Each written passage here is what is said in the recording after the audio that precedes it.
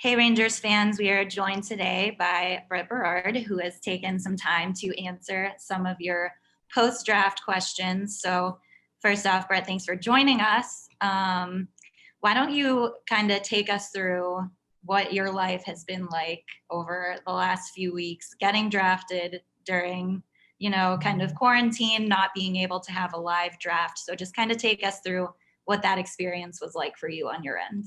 I'm at Providence College right now. And I live in East Gretchen, Rhode Island. So I'm only about 15 minutes from home, which is nice. On draft day, I went home and I was able to spend the day with my mom and dad at home. So it was pretty cool to share that moment with them and kind of just all the hard work that they've done for me, driving me to practices and games my whole life. It was kind of special to be there with them and kind of celebrate with them.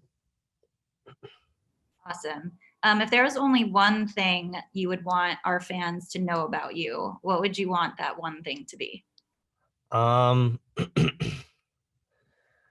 Probably just that I'm a hard worker, I guess, and that I'm really passionate for the game of hockey, and that's kinda something that I love to do, and I love playing, yeah, I guess that's something that I want everyone to know how hardworking I am.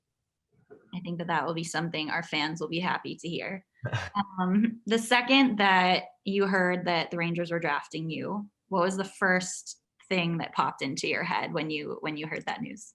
Yeah, it was kinda crazy, it's kinda just like, finally, like, it's just a dream come true, like, every young kid playing hockey, it's always their dream to get drafted in the NHL, and kinda when I saw my name pop up on the TV, especially by, a world-class organization like the New York Rangers, it was something really cool, so I got up, gave both my parents hugs, and, yeah, it was pretty awesome.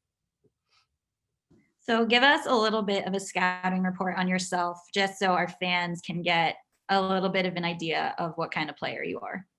I think I'm kind of a hard player to play against, even though I might be a little on the smaller side, but, I think I'm feisty, I like to get my opponents kinda mad, but, yeah, I think I'm skilled. I'm a skilled forward. I think I have really good hockey sense and hockey IQ, and I consider myself a goal scorer as well.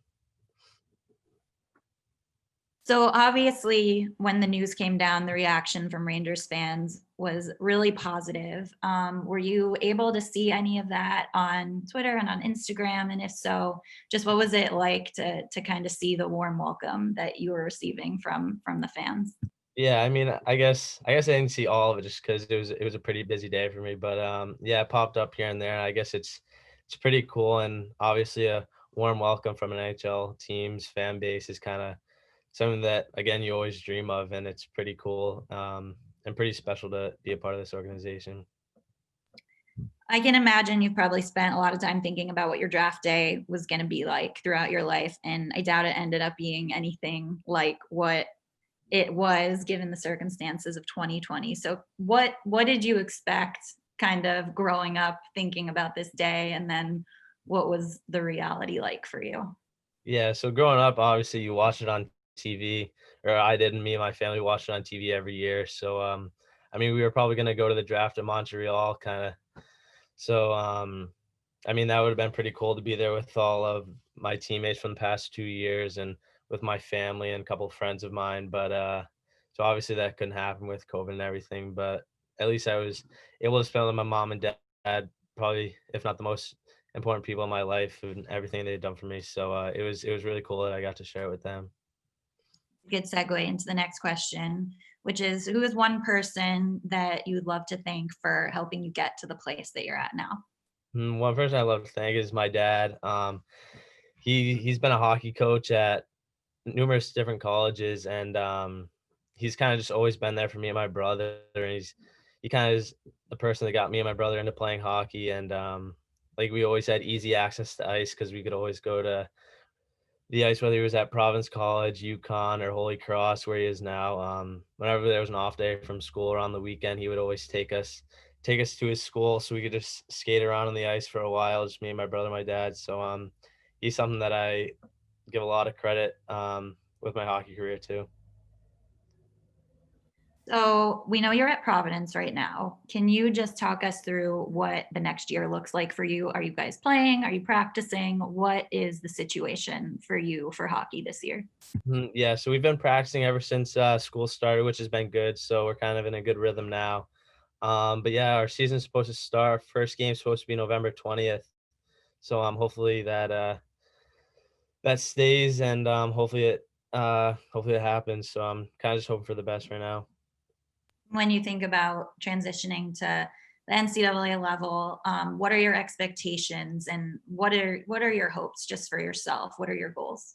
Yeah, I hope just this year is kind of just to improve um, as a player and kind of just get bigger and stronger. Like moving up in hockey, everyone starts to get bigger, older, stronger, and faster. So kind of just this year, a big focus of mine is kind of just keep developing, keep getting bigger, stronger, and gain some confidence.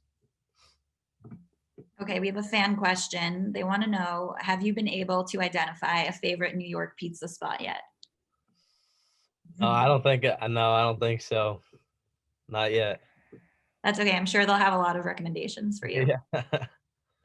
Okay, who is your hockey idol? And on the other side of that, who is kind of your hockey comparison in the NHL? So idol and then your comp. My idol growing up and kind of always the guy that I've kind of always watched would be Sidney Crosby. He's kind of just ever since I started watching hockey, he's someone that always kind of caught my eye when watching just how dominant he was when I would just watch him. So he's kind of someone that I love to watch. And then a player comparison of mine would probably be Brad Marchand. We're both kind of on the smaller side. We're both kind of feisty and like to get our opponents a little mad. So yeah, that's my idol in comparison. I had a feeling you were going to say that for your comparison. That's good though. Okay, Samantha wants to know, what was your most memorable moment playing for the NTDP? Yeah, probably my most memorable moment would be this past year when we came in first place in our Five Nations tournament in Sweden. Kind of the beginning of my U17 year, we finished in last place in our first tournament. So kind of just working the whole 2 years and kind of finally getting rewarded a year and a half later at the Five Nations tournament and kind of winning gold. That was kind of a cool moment and a special moment to share with my team. When you look at the Rangers roster now, you obviously see a lot of NTDP guys on it, dating back to Truba and then more recently Fox and Lindgren. When you see kind of the success that they've been able to have at the pro level and knowing you guys come from similar backgrounds, does that give you a little bit of confidence? Does that do anything for you? Yeah, I mean it does. That's the NTDP. That's kind of where I give a ton of credit to kind of develop me as a player over the past 2 years. I mean, it was really cool to be able to represent my country every day and kind of practice and play with the best kids in the country at my age group. So I give a lot of credit to my development to the NTDP. Okay, Blaze wants to know, are you finesse or are you a tough and hard-nosed grind player? Or you can be both. Yeah, I was gonna say I consider myself a little bit of both. I think I'm skilled in finesse and have a good scoring ability, but I also there's a side of me where kind of grinder and kind of like to get under people's skin. Okay, Jeremy wants to know, who is your all-time favorite Ranger and why? I think you put an answer on your questionnaire that you did for us, but maybe just elaborate on that a little bit. Yeah, so the answer I put was Wayne Gretzky, and obviously he was, if not the greatest player to ever play hockey. So I mean, yeah, he's just someone. Even I never got a chance to watch him, but I've always seen highlights of him. So I mean, yeah, I guess he's my favorite Ranger so far. Chris wants to know, if you could have any two line mates, past or present players, who would you choose? Um, Present players, I'd probably say Sidney Crosby and Artemi Panarin. It's a good line. Yeah. This is a good question. Alex wants to know, if you could take one skill from any NHL player, who would you take it from and what would it be? So the example he gave was, for example, you could take Ovechkin's shot. hmm What would be the thing you would choose? Um, I'd probably have to say Connor McDavid's speed and how fast he is. Solid. Okay, and our last question comes from Madison. What is the best advice you've ever gotten from a former coach or teammate? Kind of something probably from my dad, and he was probably just like something that he kind of said that always stuck to me was that kind of, especially this past year, kind of just block out all the noise, especially because it was my draft year and stuff, and not get too focused on that, and kind of just play your game and everything will happen and fall into place. So that was a huge help this past year, especially with everything going on. But that's a really big piece of advice that he's given me.